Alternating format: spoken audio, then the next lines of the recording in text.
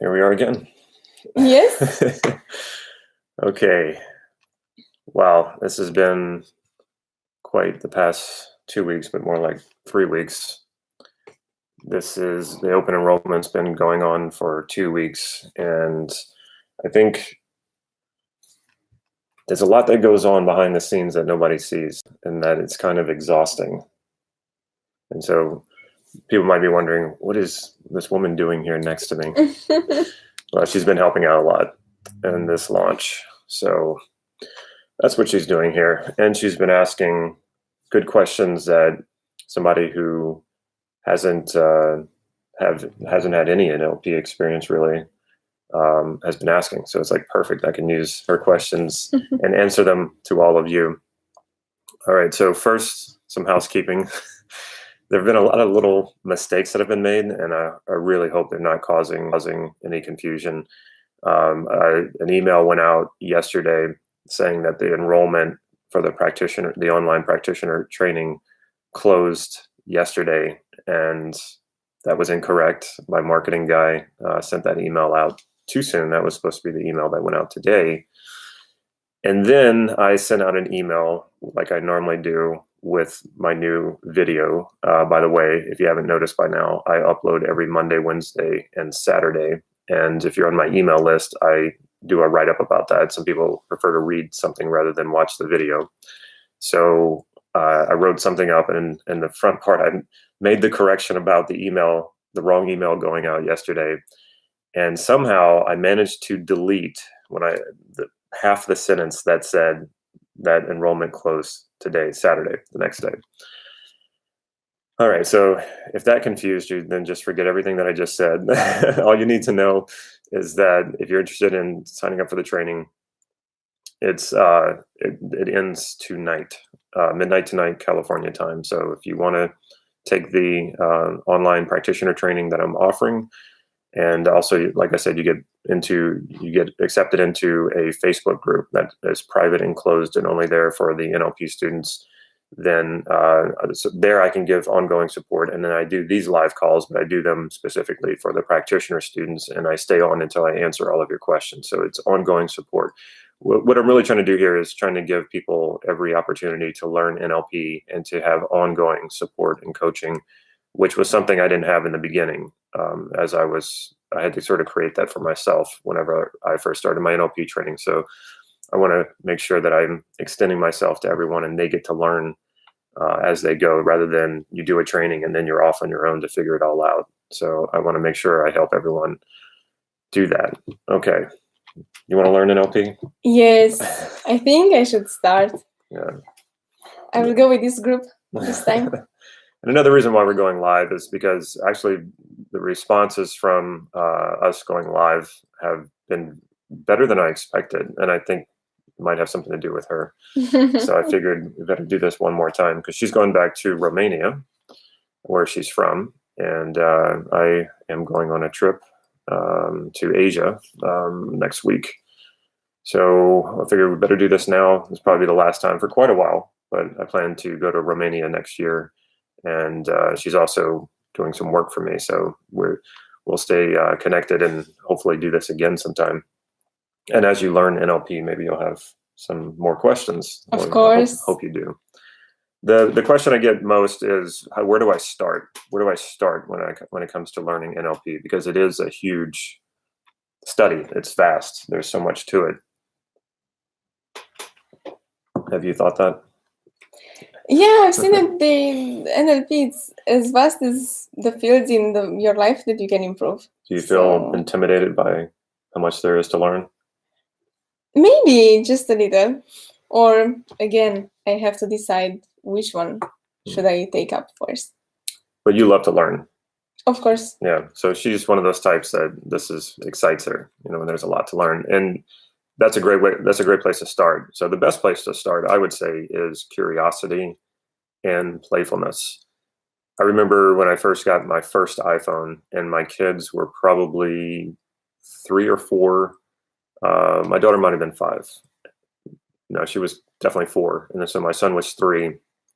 And they would take my iPhone. And for me, I was like, well, like, careful with it and careful not to do certain things. And I was, I was afraid of messing something up. And my daughter just picks up my phone and she's playing around with it. And before I know it, she's doing things on it that I didn't know were even possible that you could do on a phone. And I looked at that and I thought, wow, there's something to be learned here. There's something about that childlike mind they're not afraid to mess up, and they're playful, which is the best way to learn something, to be playful about it, to have fun with it, and to not worry about making a mistake or screwing up. If you can start there, you're going to learn so much faster, not just NLP, but anything. Start with curiosity. And by the way, you might hear me talk about resources a lot of times, or like, what's the missing resource, or how to become resourceful. Playfulness, curiosity, these are resources. And all of us have it. They're within you. So all you need to do is just tap into that. Start there. Start in a state of curiosity and playfulness. Anytime you go to learn NLP, but anything. And I even mentioned that in my course. That's the first place to start, and to also know what you want out of it. And you don't have to have every single detail and know everything about why you want to learn NLP, but at least have some direction. So that's the best place to start.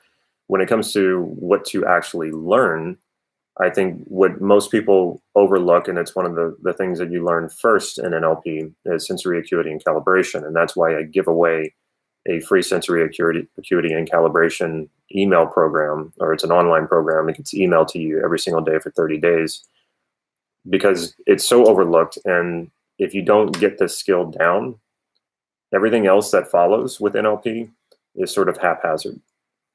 What people do a lot of times, what I saw in NLP trainings, is they're introduced to this idea of sensory acuity and calibration. They practice it once, and then they say, oh, I know that. And then they just go on to all the other trainings. All the other lessons. And then they tend to focus, the novice student tends to focus more on techniques and processes, like there's some sort of magic in the technique and the process. The truth is, the magic is in the sensory acuity and calibration, and in the frame of a rapport. So when you're in rapport with someone, 50% of the change work is already done. Or another way of saying rapport with yourself is congruence. So when you're congruent about the change that you want, that's pretty much half the battle. The rest is just sorting out the knowledge that you need to then make the changes.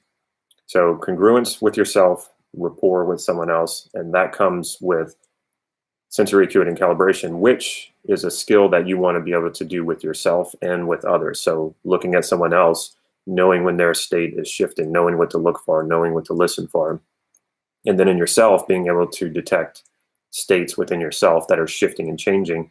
And when you can detect that, and you can be aware of that, rather than not knowing what's happening to you and suddenly you don't feel good, or you're in an unhappy state, when you can be aware of this and know what's happening and know what the shifts that are happening in your body and in your mind, then you can change it. But if it's unconscious, then you're at the mercy of that state. So sensory acuity and calibration skills, that's where you really need to start. And it doesn't mean you have to master it before you can move on. You just it needs to be an ongoing practice. Every time you do a process with someone, you want to be watching for these things, looking for these things. And it takes some time. People get frustrated very easily and they quit. And that's just not going to get you anywhere. So there was a video I released this past week. I'm trying to remember the name. I'm looking at you like you would know. I know some of them. I'm not sure which one you want to say about. What I talked about is opening up a void. When you're frustrated because you can't learn something, or that the results didn't turn out like you thought, allow there to be a void. Most people quit, or they pretend like they got the result when they really didn't, or they just get frustrated. And what happens is, when you get frustrated, you're using up all that energy, and you're filling that void with an emotion that is not useful or helpful to you. Instead, allow that void to exist. And when voids exist, it's almost like a vacuum, and it suctions the result in. So for example, if you're hanging out with someone and then there's suddenly that uncomfortable silence where both of you don't know what else to say, there's that feeling of like, I want to say something, or the other person feels that, and you feel that pressure to say something. And what happens is you usually end up saying something and it doesn't contribute to the conversation. It's not even that interesting, but we hate that void because that void is like a suction. But learn to be comfortable with that void. Learn to allow it to be there when you're learning instead of filling it with frustration or quitting or pretending like you got the result when you really didn't. That's an amazing thing to be able to do. And when you allow that void to exist, you will get there. It will pull the results in. So there's that. And there's sensory acuity and calibration and learning how to manage your learning, being curious, being playful. And then the Metamodel. Have I lost you yet? No, No? You're keep still going. with me? You're still with me? Yes, Look, we're already develop, at 10 please. minutes. Huh? You can make it. All right, Metamodel. That's the first language. That's the first model that was created in NLP. It's a language pattern. It's the linguistic. I don't want to say the linguistic because there's lots of linguistic models in NLP, but this was the first one. It's also one of the best models. It's incredible.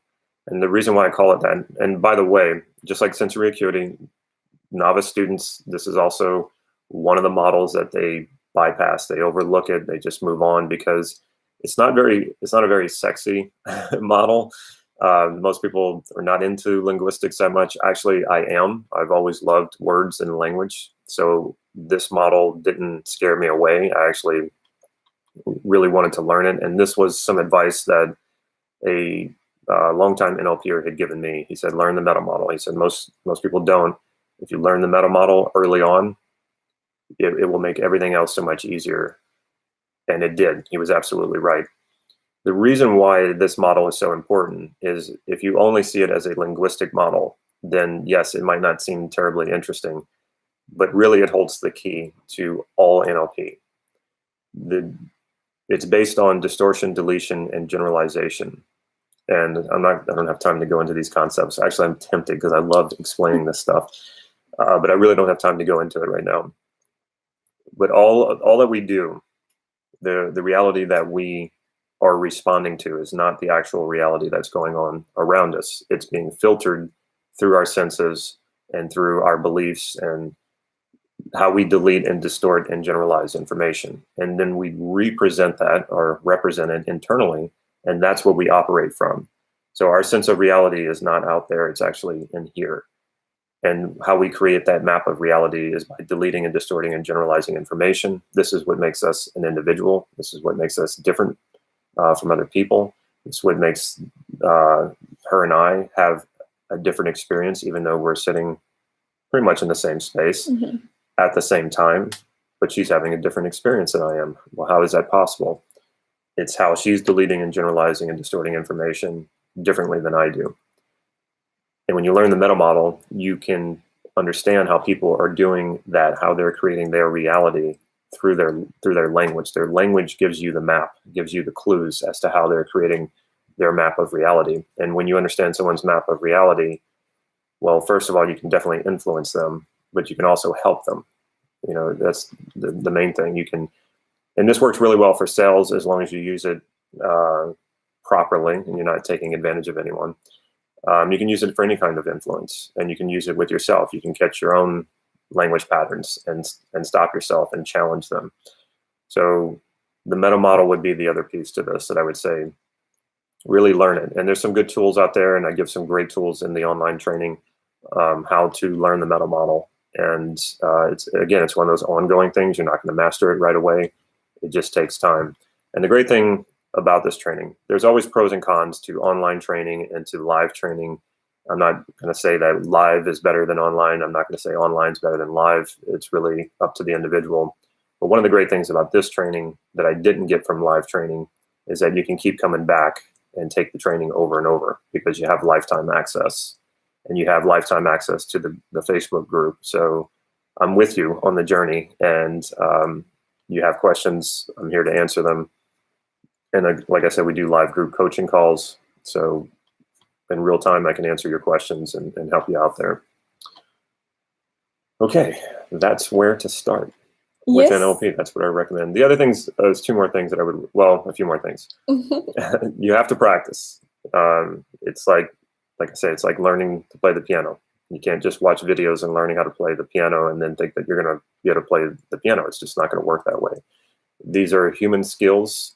The cool part about it is you already do most of these things anyway. You just haven't been aware of it. So now when you make yourself aware of it, it's actually quite easy to practice when you understand that. Get a practice partner. And again, I would not wait to start learning NLP. I wouldn't. Some people say, well, I'm not going to start yet because I don't have a practice partner. No. Get started. You'll find the practice partner along the way. What I'm basically saying is these are the things to do along the way. But the first step is always to get started. If you're waiting, well, I always say this and it kind of shocks people. If you're waiting, you're dying. And that sounds kind of harsh, but what I really mean by that is, well, we're always dying. You're 20 and you're thinking, I'm invincible, I'm never going to die. Not really, I'm realistic. So, well, we're always dying, but if you're going to be dying, every day we come closer to our death. If you're going to be dying, you might as well be doing something and filling your life with as much as you can and making sure that if there's something you want to do, you're going out and doing it. Whether that's learning something or traveling, whatever it is. So if you're waiting, then you're doing nothing but dying. But if you're starting and you're doing something, you're not just dying, you're getting it done. Anyway, that's my philosophy on life. So find a practice partner. Make that practice partner help you pay for the program. I used to do that. And start a practice group, start a study group. A lot of people say, well, I can't do that. And I did it for years. And they'll say, well, you knew what you were doing. You had NLP skills. You knew NLP. And I started laughing because that's where I started. I didn't know NLP. I didn't have any NLP training. And I started a practice group because I didn't have any training, because I wanted to practice. So the practice group came first. And then later I took formal training, and then the practice group continued. And the practice group actually turned into what NLP Gym is today. A little history lesson for you. I'm expecting you to know all the dates and be able to recite this. Okay, I will take notes. Okay. So find a practice partner, create a practice group, study group. And of course, don't wait to find these things before you start. Get started. And then practice on your own, practice with yourself. Another thing I did before I was a coach, people were telling me, you should try coaching. I think you'd be good at it. And I wasn't comfortable charging people for coaching because I'd never done it before. And I know people who go through all these trainings, they get certifications, they've never really coached anyone, but they go out and start charging people for coaching and they don't really know what they're doing. I've never been okay with that. So when I started coaching, I told myself, all right, I don't know if I'm going to enjoy doing this. So I'm going to take 6 months and I'm going to coach people for free. Anyone who wants coaching, I'm going to coach them for free for 6 months. And by the end of that, I'll either know whether or not I want to quit or I want to continue and start charging for coaching. 6 months later, I loved it. I helped a few people go through some major transformations. And I knew I still had a lot to learn, but I enjoyed it. I enjoyed it so much, and I've been coaching ever since. So that was like 5 years ago. And I don't like to fill my calendar with coaching because it takes a lot of time. And I like to do these videos, and I would like to do so many things. But I can't imagine ever not coaching because I enjoy it so much, and it gives me a chance to continue to go deeper in my skills and understanding of NLP. All right, I almost don't want to sign off because this is our last time going live. Oh, it's just for a while. Like for a long while. It's fine. Yeah, it'll be next year before you and I do live again. Anyway, I'm getting a little sentimental here. I got a lot going today because this is the closing of the enrollment, and I'm going to be answering a lot of your questions all day long because that's usually what happens at the last day of enrollment, and with good reason. If you're going to pay for something, I would hope that you know that it's worth it and that you get the most out of this. That was another thing that I was always surprised about in NLP trainings was people wouldn't practice. They would go to a training, and then I'd see them at the next training and the next training. And I could tell they hadn't really grown as NLPers. They hadn't really been practicing. And I kept thinking to myself, like, it's not a complete waste of money because they're great experiences, those trainings, but I wanted my money's worth. So I practiced everything that I was taught, and over and over and over. I wanted to get the most out of my money because I was kind of broke at the time, and I thought, if I'm going to do this, I'm going to do this. And this is where it has led me. And you definitely don't have to be as obsessed about NLP to get tremendous benefit from it. So don't think that you have to go crazy about it. If you just practice consistently, you're going to get tremendous value out of learning NLP. Okay, it's 20 minutes, always doing this longer than I expect. If you have any questions, put them in the comments. You can even message me. Like I said, I'll be pretty much doing this all day. I'm ready to close this enrollment because I'm exhausted. Are you exhausted? Probably not, huh? Not that much. Yeah, okay. I'm exhausted. I'm ready for this to be done, and I'm ready to welcome the new students. We're going live tomorrow in the practitioner Facebook group, and probably a little too soon for you to have a bunch of questions because you won't have had a lot of time to get into the training, but I want to at least get acquainted, and we'll do a live call. And if you do have any questions, we'll get into that. But for all of you who haven't signed up yet and you're not sure, email me questions, put your questions in the comments. I'll be happy to answer them, and I should be able to get to everyone because that's what I'll be spending most of my time doing. Okay, we're going to sign off now. All of you who have signed up, if you're watching this, thank you so much. You're in for quite a journey, and I'm really glad to be a part of it. And then for those of you who haven't and you're not sure and you're still thinking about it, like I said, ask your questions. For those of you who are like, no way, and you're still watching, maybe I'll see you next time. All right, everybody, take care. Bye.